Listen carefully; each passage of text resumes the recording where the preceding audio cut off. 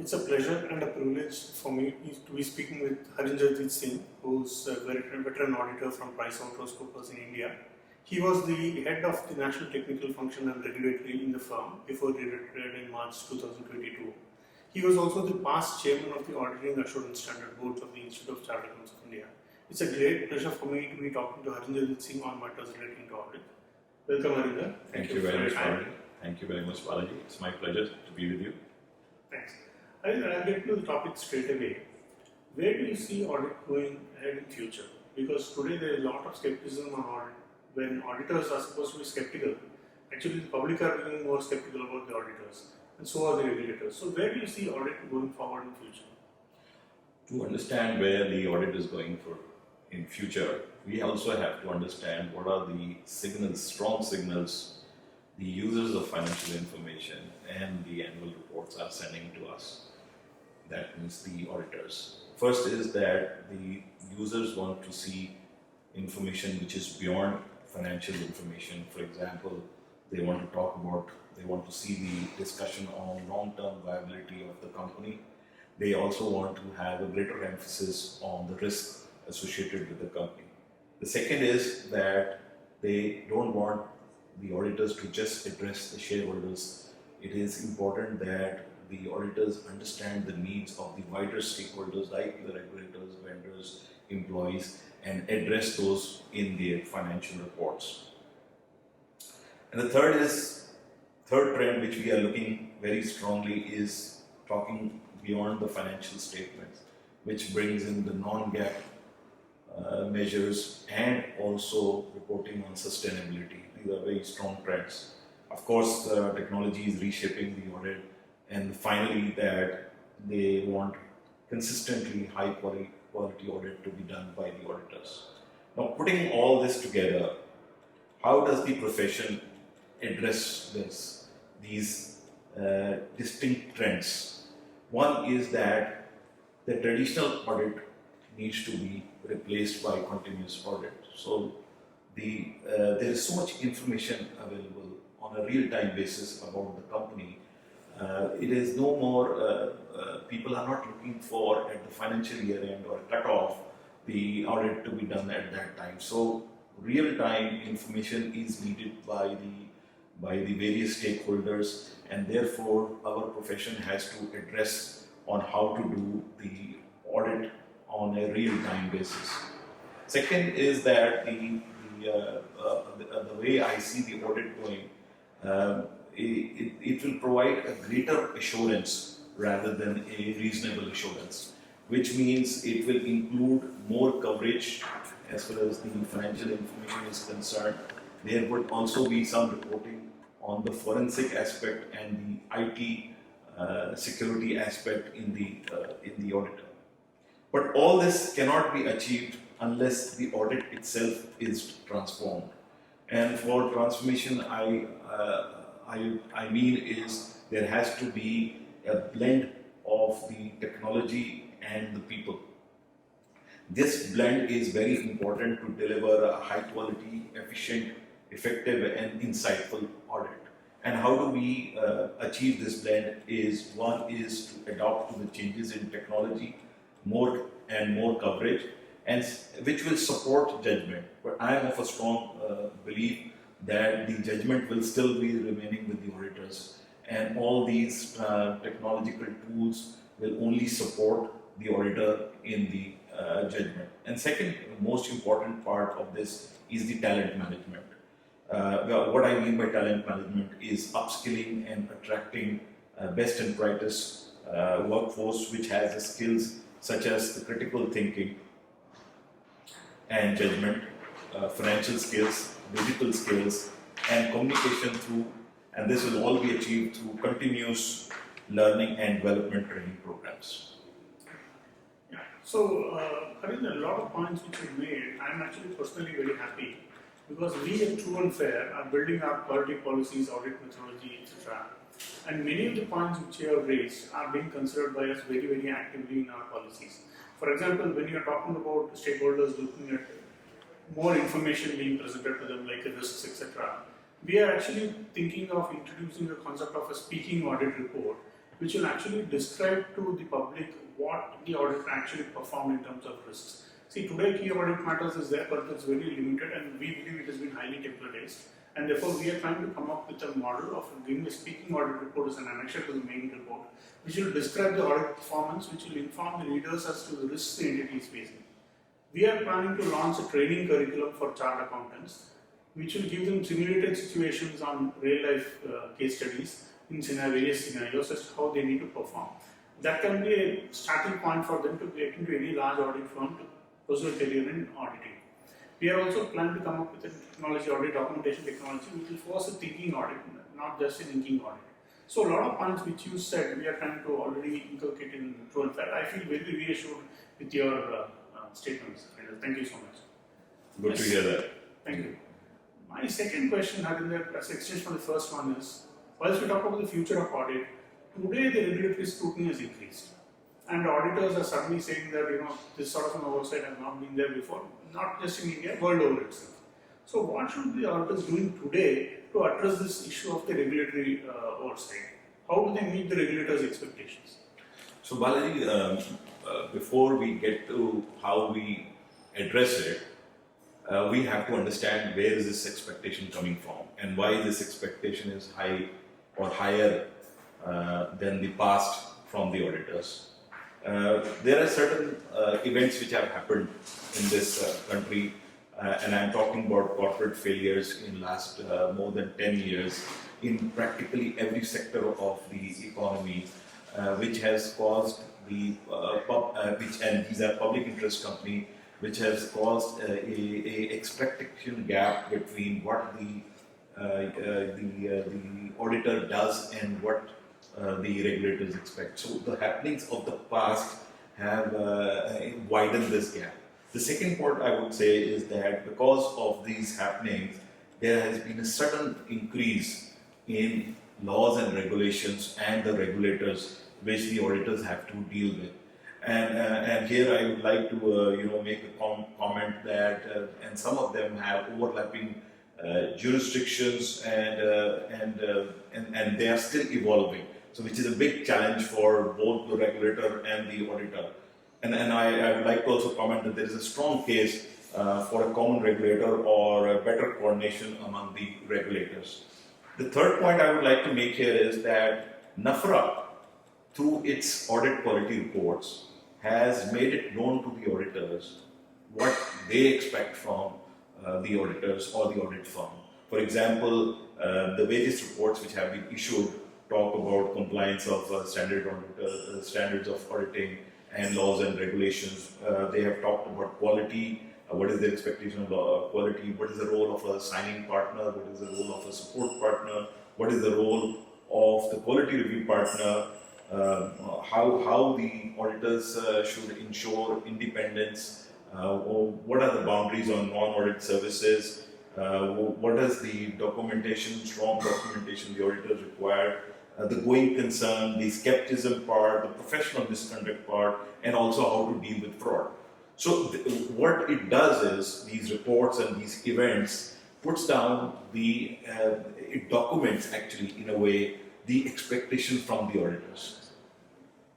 Also, which is not held, the audit fraternity is adverse court decision and disciplinary cases which have happened against the auditors, and also there has been spate of resignation by the audit firms, and there has been consequential guidance by the ICAI and the regulators. Now, all put this together is putting a lot of pressure on the auditors, and it widens the expectation gap. So, coming to your question now, what should the auditor do?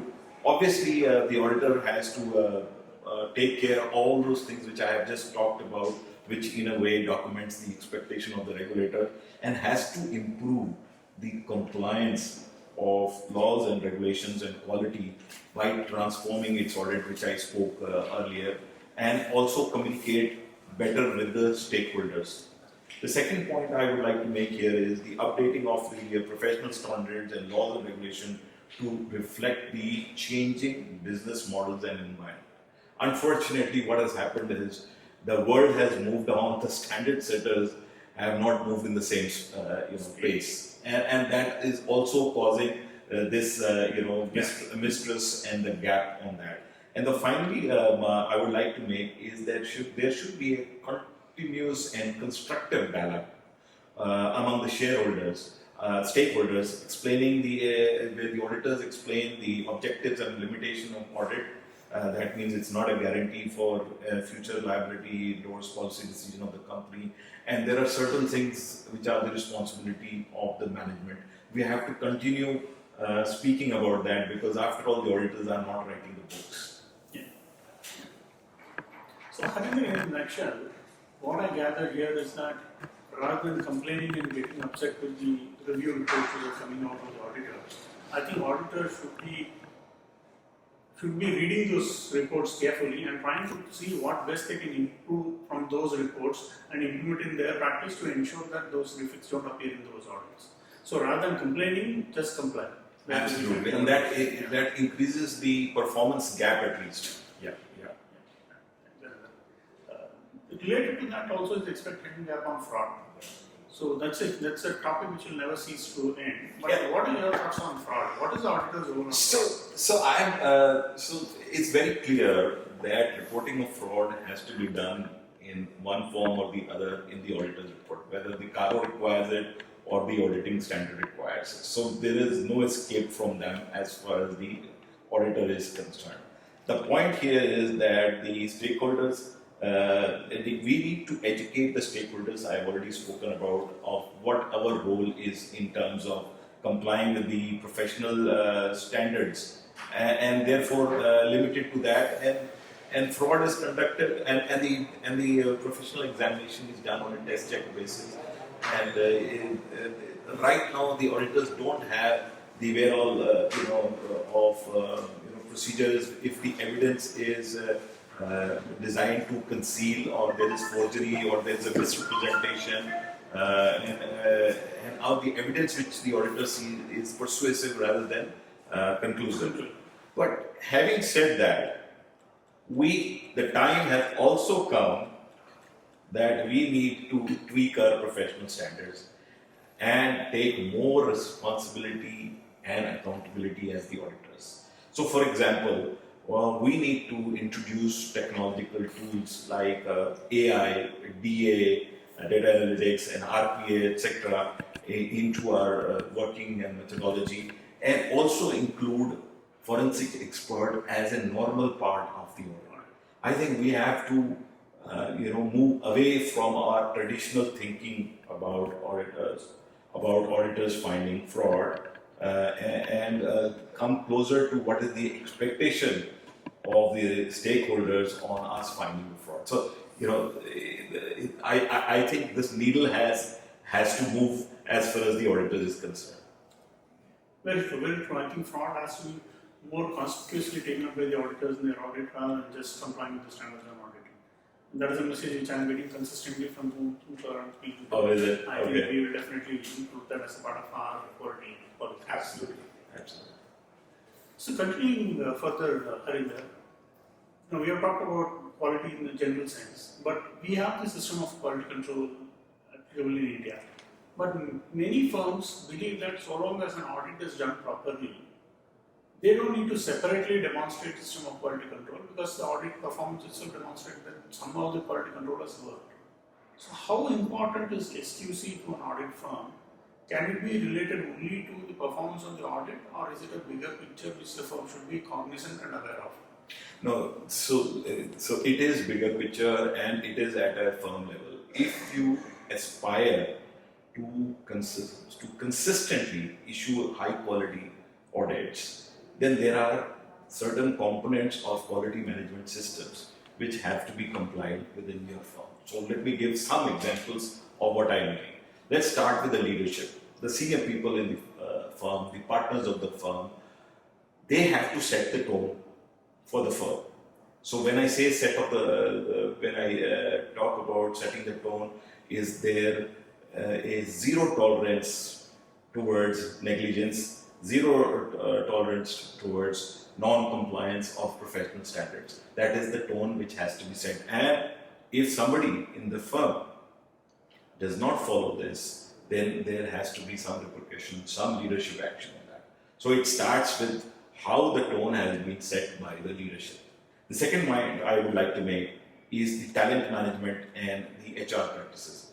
As I had said earlier, we have to attract the best and brightest.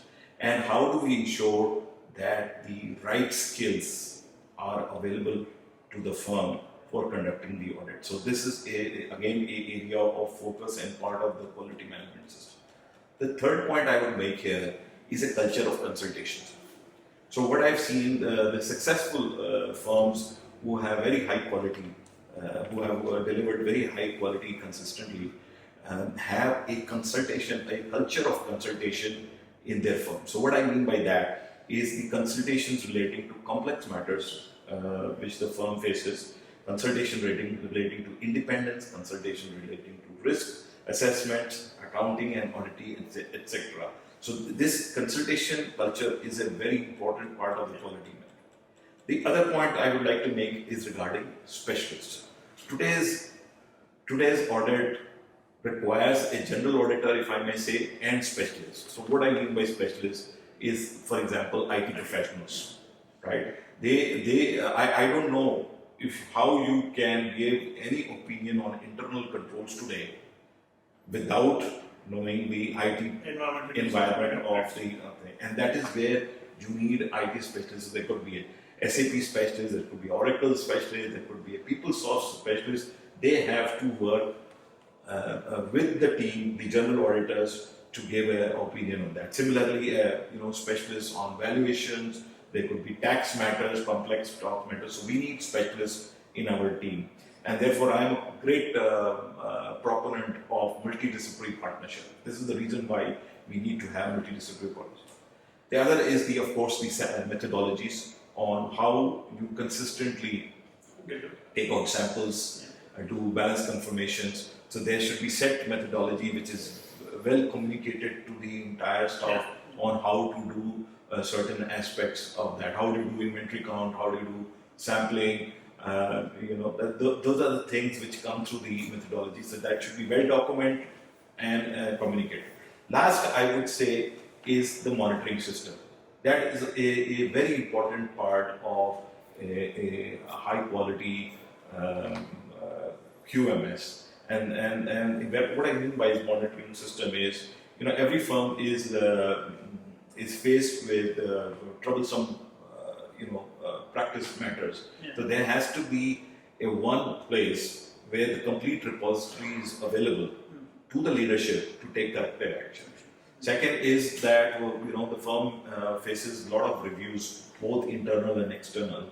And as a way forward, whatever the recommendations have come in those reviews has to be implemented by the company. So that is ensured by this monitoring unit in the QMS. And finally is the feedback, session to be done with the various stakeholders, and then implement those suggestions in the building a high quality firm. Thank you, Harinder. You raised the issue of monitoring. I'm very happy because one of the proposed service lines of True and Fair is going to be monitoring. We want to monitor the quality compliance of audit firms and help them improve, remediate their deficiencies, and continuously help them improve. That's a very, very critical service line which we are planning to do. But Harinder, when I heard you, what was coming to me very clearly was SQs is actually more suitable for the mid and larger firms. I would say the larger firms, mid firms to some extent. But today, if I look at the NAFRA data, unfortunately, whichever way you look at it, there are 6,500 odd companies which are already covered, but there are more than 3,000 plus auditors auditing these companies. So the practice is fully fragmented, which means each of these audits are also being done by not so large firms. How they will obviously not be able to implement a lot of things in the SQC because their size doesn't permit them to do that. And that is going to be a structural issue as far as India profession is concerned. So do you think networking should be the way forward? And next question I will ask related to this is, there is a potential that joint audits may become mandatory in India. In which case, how should the audit firms prepare themselves for that? Very good question. So as far as the smaller firms or medium-sized firms are concerned, we always believe when I was chairman of AASB and we rolled out this SQC in India, we always believed in the principle of scalability. So, although the principles are applicable to all the firms, irrespective of the size, the scalability and proportion on which those principles have to be applied entirely depends on the size of the firm. So, what I am trying to say is, while there is no escape or assumption from any of the principles in SQC, it is possible to have a limited documentation on SQC. For example, your leadership part which you have documented need not go beyond one page. It is very simply stated because you know the structure is very simple. Similarly, your monitoring, similarly your consultation. So these can be very simplified for a smaller firm or sole proprietors. Our country has so many. Our profession has so many sole proprietor firms. So it is possible to implement the SQC for smaller firm, keeping the principles in mind, but simplifying the whole documentation and the communication. Okay. So this is what we believed as a AASB and the institute and the regulator, that this is very much possible. Now, going to the joint audits, I think we will have to get used to certain things need to change. I know that there is a SA 299 which does not have a corresponding ISA, which is very unique to India. I think we need to tweak that little bit, and the time has come to tweak that from a point of view of division of responsibility and division of liability and division of work. Because after all, we are issuing one single report. Both the joint auditors have to issue one report. And for this, we have to rethink the concept of sharing of working paper and confidentiality and not showing the and agree to show the working papers to the joint auditor so that there is a overall comfort in what you are signing. Both the parties, both the joint auditors have comfort in whatever work each other has done, and we should be able to share the working papers and leaving the confidentiality part out, because remember we are issuing a single audit report. The second thing I would say is where the institute can come in is more guidance is required on how to align the methodologies of both the auditors, how, for example, sampling, how it is done, how the critical judgments are made on various complex issue of the audit. There has to be some alignment, towards that. How do we view the assumptions by the company which we are auditing? How do we view the accounting principles? What should be the quality medium size quality monitoring system of both the companies? So there has to be some common ground which needs to come, and from that point of view, networking could be a good source of getting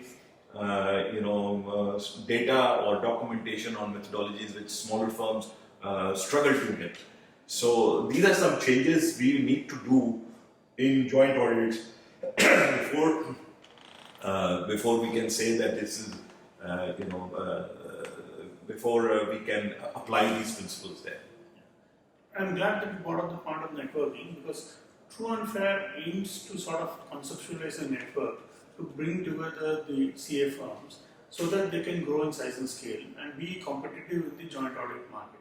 So that's going to be our endeavor. We need to see the acceptability of such a proposition by the firms, but we are confident that we will be able to achieve some success on it, because we are not only looking at the networking, we are also aiming to provide the networking with some of the expertise which you are talking about. IT audit firms, forensic auditors, valuation specialists. We want to onboard them also into this particular network, so the network will stand to have all the multiple skills which are required to perform audit in today's world. Yeah, your point on yeah. So just to clarify on one point, we are not propagating here that the joint auditors the same firms of the network are going to be the joint auditor. Yeah. They are only talking about one of the joint auditors. If suppose one is a big firm and the other is a medium-sized or small firm, gets its technology and methodology through this network. Yeah. But we are not getting that. I understand. Okay. I understand. Right. Yeah, I understand. So, Harinder, again, looking at the smaller firms, they also do a lot of audits of smaller and less complex entities. Today, our standards on auditing are simple. One standards on auditing applies. We can't apply the same standard on auditing to a TCS or an Infosys or an L&T and the same standard on auditing to a smaller company.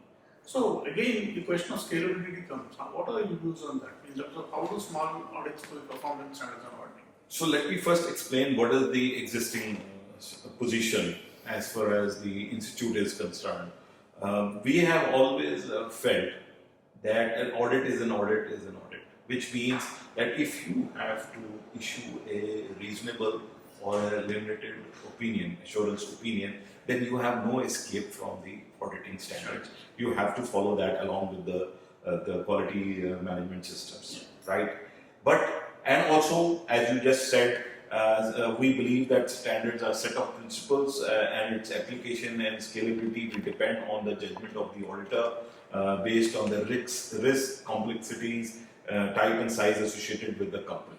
Right? This is our present position. But I think the time has come to review this position from two angles.